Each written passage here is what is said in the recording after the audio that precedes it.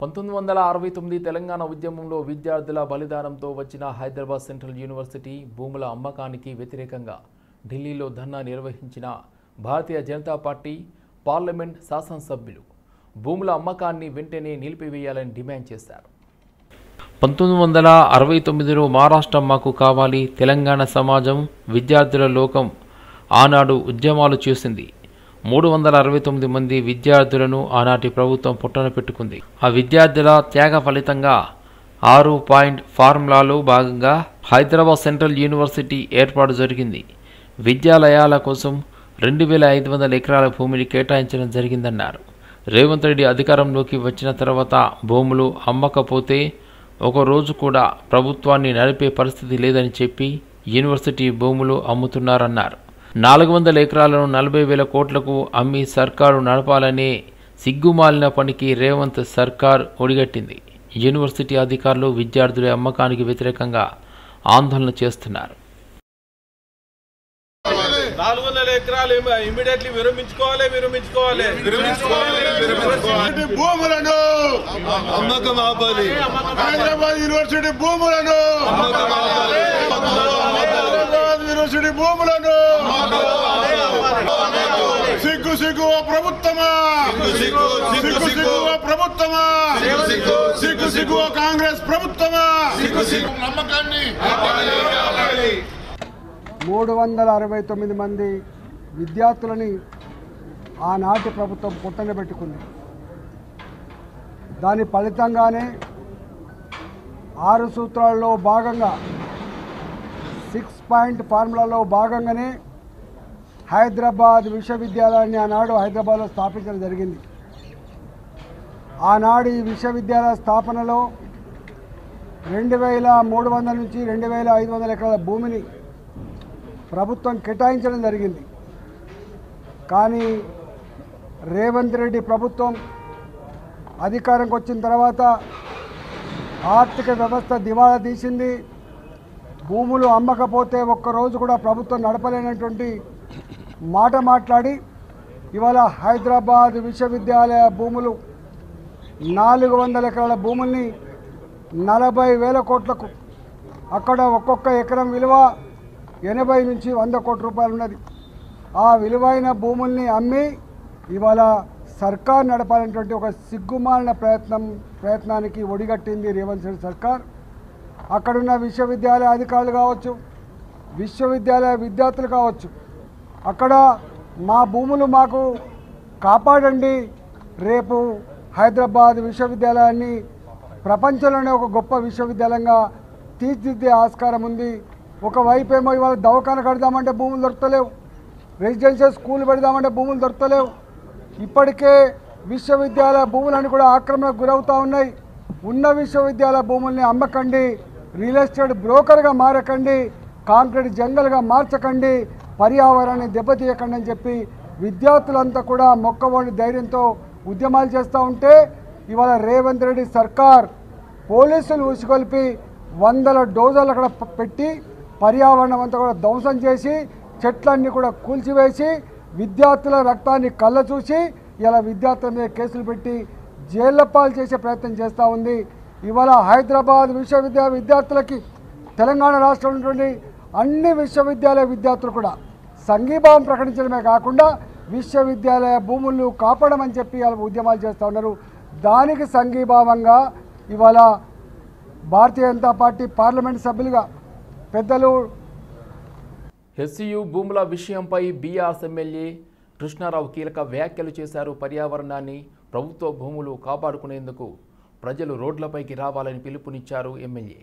రాజకీయ పార్టీలకు అతీతంగా అందరినీ కలుపుకొని ముందుకు వెళ్దాం. ఓవైపు చెట్లు పెంచాలి అని పొల్యూషన్ కంట్రోల్ బోర్డు చెబుతుంటే కాంగ్రెస్ ప్రభుత్వం చెట్లు ఉన్న భూమిని నాశనం చేస్తుందన్నారు. అమ్మకం పేరుతో చెట్లను కొట్టేసి కాలుష్యాన్ని పెంచుతున్నారు అని హైదరాబాద్కి హెచ్సియు భూములు ఎంతగానో ఉపయోగపడుతుందని అన్నారు. హెచ్సియు భూములకు సంబంధించిన రాష్ట్ర ప్రభుత్వం కావాలని రాద్ధాంతం చేస్తుంది.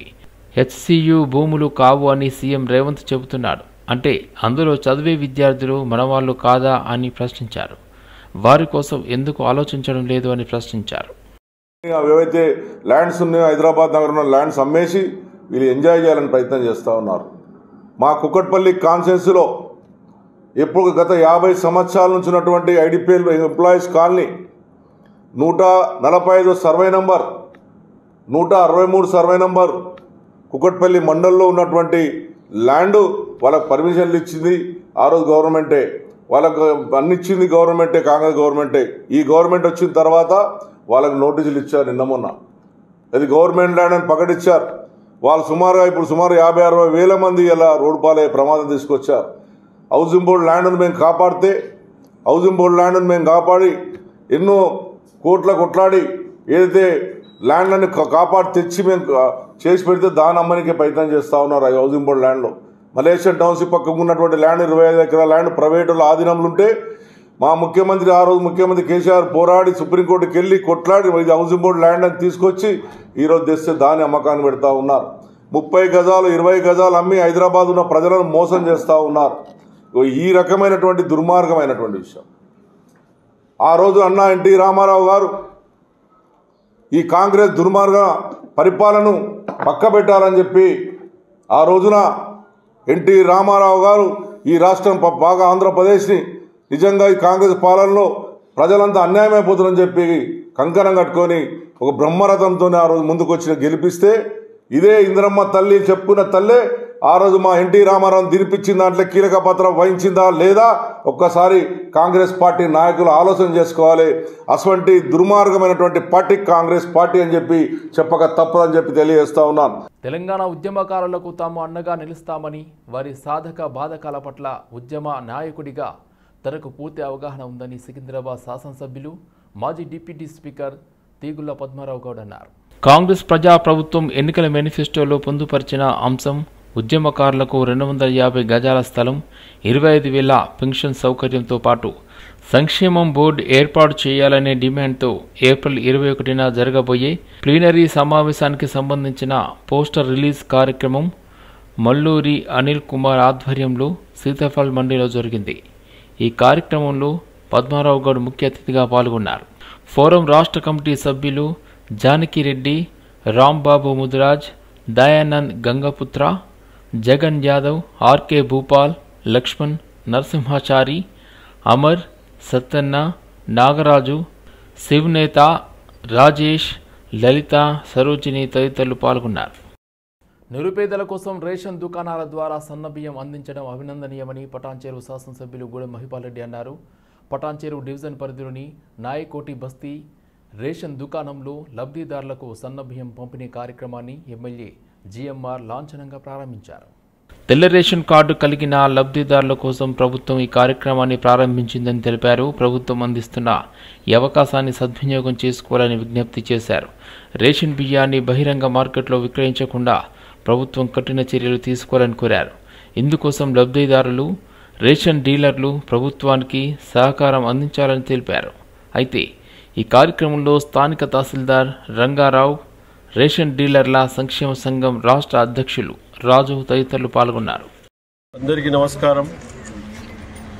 ఈరోజు రాష్ట్ర ప్రభుత్వము ఒక విప్లవాత్మకమైనటువంటి ఒక నిర్ణయం తీసుకొని పేదవారికి సన్నబియ్యం ఇవ్వాలనే ఆలోచనతో మన ఉగాది రోజు హుజూర్ నగర్లో ఇనాగ్రేషన్ లాంచింగ్ చేయడం జరిగింది. ఈరోజు రాష్ట్ర వ్యాప్తంగా రేషన్ దుకాణాల ద్వారా పబ్లిక్ అందించడం జరుగుతూ ఉన్నది. అందులో భాగంగా పటాన్చెరు నియోజకవర్గంలో పటాన్చెరు టౌన్లో ఈరోజు నాయకోటి రాజు డీలర్ రాష్ట్ర డీలర్ల సంఘం అధ్యక్షుని దుకాణంలో ఈరోజు పంపిణీ స్టార్ట్ చేయడం జరిగింది. ఇది హాస్టల్లో మాత్రమే ఉండే BC hostel, SC ST minority హాస్టల్లో మాత్రం పిల్లలకే ఉండే సన్నబియ్యం గత ప్రభుత్వంలో. ఇది జనరల్గా రాష్ట్ర వ్యాప్తంగా పబ్లిక్ అందరికీ సన్నబియ్యం ఇలాంటి ఆలోచనతో గొప్ప ఆలోచనతో ఈరోజు సన్నబియ్యం పంపిణీ ఈ కార్యక్రమాన్ని నిర్వహించడం జరిగింది. ప్రభుత్వానికి ధన్యవాదాలు తెలియజేస్తూ ప్రతి ఒక్కరికి డీలర్లు అందరూ ఎక్కడ ఇబ్బంది లేకుండా మన నియోజకవర్గంలో రేషన్ కార్డు ఓనర్స్కి అందరికీ మనిషికి 6 కిలోల చొప్పున అందిస్తారని ఆశిస్తూ తప్పకుండా ఈ కార్యక్రమాన్ని విజయవంతం చేసేందుకు ధన్యవాదాలు. ఏఐసిసి అత్యంత ప్రతిష్టాత్మకంగా దేశవ్యాప్తంగా తీసుకున్న జై బాపు, జై భీమ్, జై సంవిధాన్ అభియాన్ కార్యక్రమాన్ని తెలంగాణ రాష్ట్రంలో ఈరోజు ప్రతిజ్ఞ భూని ప్రతి గ్రామ వార్డు డివిజన్లలో రిలే పద్ధతిలో పాదయాత్ర జరగాలి. ఇట్టి కార్యక్రమంలో ప్రజలను భాగస్వామ్యాలను చేసుకుంటూ అన్ని విభాగాల కాంగ్రెస్ నాయకులు కార్యకర్తలు పెద్ద స్థాయిలో పాల్గొని విజయవంతం చేయాలని టీపీసీసీ అధ్యక్షులు మహేష్ కుమార్ గౌడ్ అన్నారు. కాంగ్రెస్ కార్యకర్తలకి, మండల కాంగ్రెస్ అధ్యక్షులకి, జిల్లా కాంగ్రెస్ అధ్యక్షులకి, శాసన మండలి శాసనసభ్యులకి, మంత్రులకి అందరికీ నమస్కారం. ఏఐసీసీ పిలుపు మేరకు ఇవాళ ప్రారంభమవుతున్న జై బాపు జై భీమ్ సంవిధాన్ జై సంవిధాన్ కార్యక్రమంలో అందరూ విధిగా పాల్గొనాలి. పాదయాత్రల వల్ల ప్రజలతో మనం మమేకమైన అవకాశం, ఈ బృహత్తమైన అవకాశాన్ని మీరు సద్వినియోగం చేసుకోవాలి. ప్రతి కాంగ్రెస్ కార్యకర్త ఈ రోజు 2వ తారీఖున సిద్దమై పాదయాత్రలకు మొదలుపెట్టే యాత్రలో మీరు భాగం పంచుకోవాలి. ఈ పాదయాత్రలన్నీ కూడా విజయవంతం కావాలి. మీ అందరికీ మరొకసారి దీంట్లో పాల్గొని ఈ కార్యక్రమాన్ని విజయవంతం చేయాల్సిందిగా విజ్ఞప్తి చేస్తా ఉన్నాను. మంత్రివర్గ విస్తరణలో జనాభా దామాషా ప్రకారం మాదిగలకు 4 మంత్రి పదవులు ఇవ్వాలని ఎంఆర్పీఎస్ నాయకుడు పల్లి కృష్ణ డిమాండ్ చేశారు. సోమాజిగూడ ప్రెస్ క్లబ్లో ఏర్పాటు చేసిన విలేకరుల సమావేశంలో ఆయన మాట్లాడుతూ మాదిగల చిరకాల ఆకాంక్ష వర్గీకరణ చేసినందుకు ముఖ్యమంత్రికి ధన్యవాదాలు తెలిపారు. అదే సమయంలో మంత్రివర్గంలో ప్రాధాన్యత ఇవ్వాలని డిమాండ్ చేశారు. వైఎస్ఆర్ హయాంలో మాదిగలకు న్యాయం జరిగిందని, అదే బాటలో రేవంత్ రెడ్డి కొనసాగుతారని మాదిగలు భావిస్తున్నారని అన్నారు. అంబేద్కర్ అభయహస్తం ద్వారా మాదిగలకు చేయూత ఇవ్వాలని కోరారు. గురుకులాల్లో మాదిగలకు ప్రాధాన్యత ఇవ్వాలని, 32 లక్షల మంది జనాభా కలిగిన మాదిగ సామాజిక వర్గానికి మంత్రి పదవులు ఇచ్చి న్యాయం చేయాలని అన్నారు.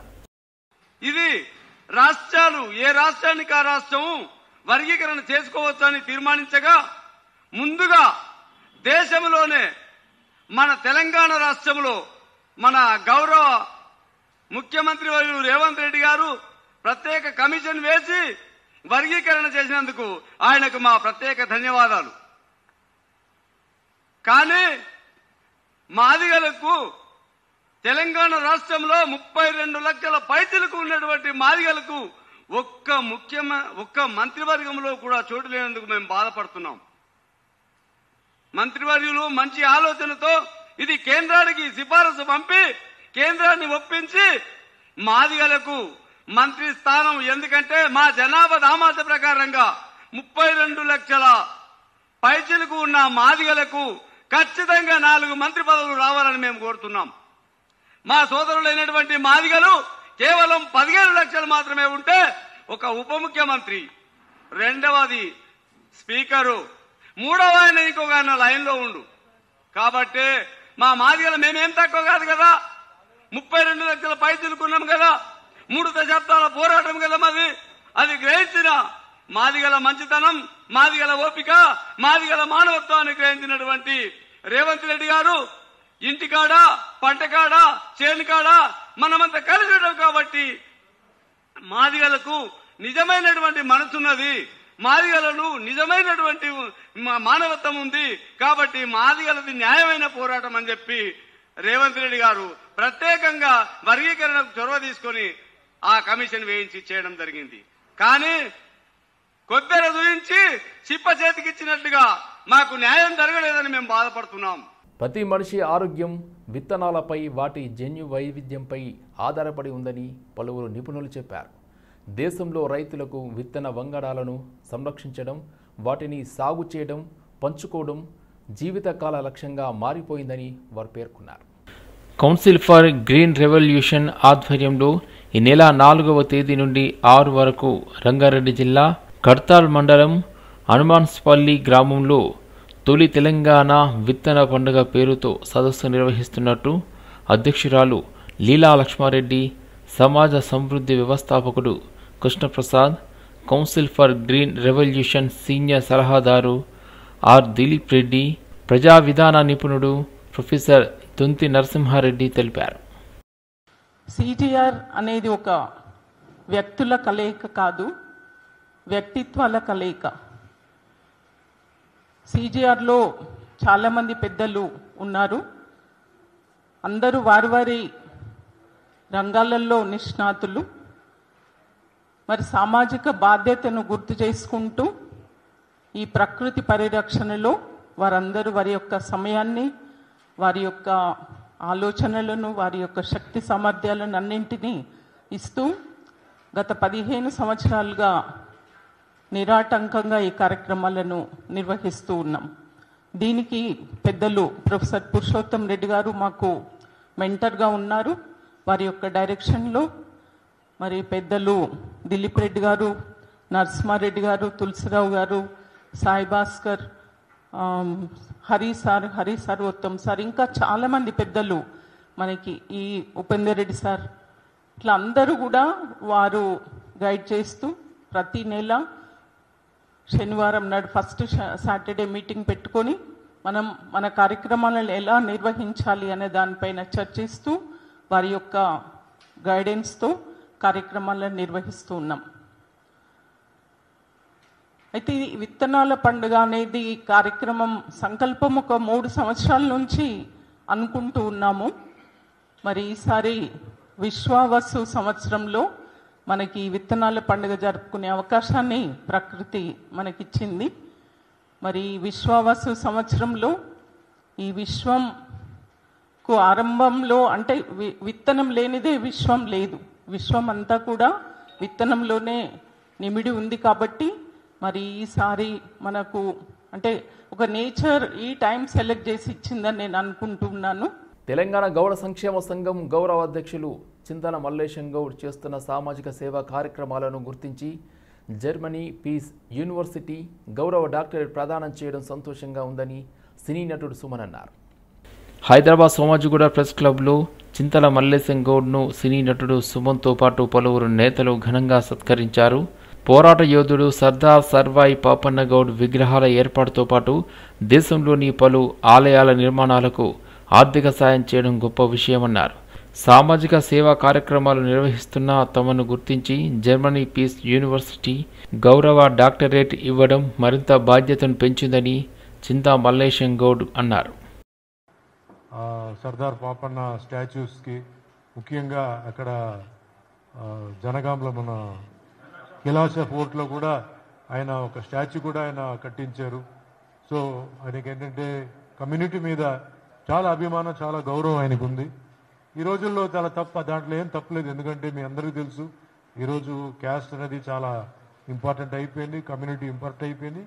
అయినా అది బయటికి ఎక్కువ చూపించకుండా కమ్యూనిటీలోనే దాన్ని ఏంటంటే ముందుకు తీసుకెళ్ళడం, ఆ కమ్యూనిటీ ఫీలింగ్. ఎందుకంటే మన క్యాస్ట్ని మనం మర్చిపోయాం, క్యాస్ట్ గురించి మనం మాట్లాడకపోతే మన తల్లి తండ్రిని అవమానించినట్టు ఉంటుంది. ఈరోజు చాలా కమ్యూనిటీలు ఉన్నాయి, చాలా క్యాస్ట్లు ఉన్నాయి, చాలా వాళ్ళు గొప్ప ఉన్నత స్థాయిలో ఉన్నారు, కాదంటలేదు. కానీ కాలం మారింది. ఈరోజు చాలా అంటే సోకాల్డ్ కింద ఉన్న క్లాస్ ఈరోజు పైన ఉన్నత స్థాయిలో ఉన్నారు, ఉన్నత పొజిషన్స్లో ఉన్నారు. కాబట్టి ఇలాంటి వాళ్ళు ఇన్స్పిరేషన్స్ ఏంటంటే ఇప్పుడు యూత్కి అంటే మేము కూడా చేయవచ్చు అని చెప్పి మాకు కూడా ఒక డాక్టరేట్ ఆ పీస్ యూనివర్సిటీ నుంచి వచ్చింది. ఇది ఒక రికగ్నిషన్ అండి, ఆయన చేసిన ఒక సర్వీసెస్కి రికగ్నిషన్. అండ్ ముఖ్యంగా అంటే నేను దాదాపు ఒక 10 years నుంచి నాకు పరిచయం ఉంది. మల్లేష్ నాకు పరిచయం చేశారు. షూటింగ్స్ అన్నీ వస్తుంటారు, ఆయన వస్తారు, షూటింగ్ చూస్తుంటారు. నా మీద ఒక ప్రత్యేకమైన ఒక అభిమానం, ప్రేమ. ఎందుకంటే సినిమాలు హీరోగా యాక్షన్ ఫిలిమ్స్ ఇవన్నీ పక్కన పెడితే అన్నమయ్యలో వెంకటేశ్వర స్వామిగా, రామదాస్లా రాముడు క్యారెక్టరు, ఈ సత్యనారాయణ స్వామి, ఈ సినిమాలతో ఆయనకు ఒక వేరే క్రేజ్. ఎందుకంటే ఆయనకి దైవ భక్తి చాలా ఉంది, ఆధ్యాత్మిక విషయంలో చాలా ఇన్వాల్వ్ అవుతారు. చాలా టెంపుల్స్కి ఆయన డొనేషన్ చేయడం. ఇప్పుడు కూడా మల్లికార్జుగిరిలో ఒక ఆంజనేయ స్వామి టెంపుల్ అలా అంటే వ్యాయామశాల పక్కన ఉంటే దానికి కూడా ఆయన కాంట్రిబ్యూషన్ ఉంది. పిల్లర్స్ని పెట్టి ముందు తీసుకెళ్తున్నాడు. ఇంకా పనులు ఉన్నాయి. అలాగే చాలా విషయాల్లో ఆయనకి ఏంటంటే ఒక వెల్ఫేర్ చేయాలి, సొసైటీకి మంచి చేయాలి అని. ఇక్కడ ఏంటంటే కులం గిలం కాదు, జనరల్గా హిందూయిజం మీద ఒక భక్తితో ఆయన చేయడం. ఆ విధంగా ఆయన అంటే నాకు చాలా గౌరవం. చిన్నారుల నృత్యాలు ఆటపాటలతో ఢిల్లీ పబ్లిక్ స్కూల్ ప్రాంగణమంతా సందడిగా మారాయి.